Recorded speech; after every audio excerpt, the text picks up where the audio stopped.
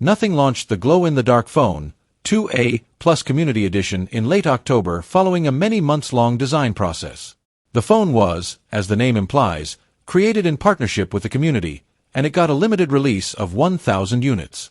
These went on sale earlier today from Nothing's official website, exclusively to people who pre-registered.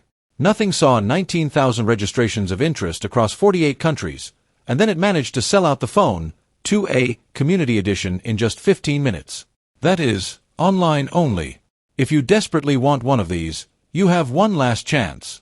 There will be a limited drop at Nothing Store Soho in London from 11 a.m. local time on Saturday, November 16th. That's it, so make sure you get there in time, or even queue up ahead of time, early iPhone style. Limited edition smartphones are still pretty rare, pun intended, so it's your chance to own a piece of history. Nothing's first device designed in partnership with its community. And the fact that it glows in the dark, too, can't hurt.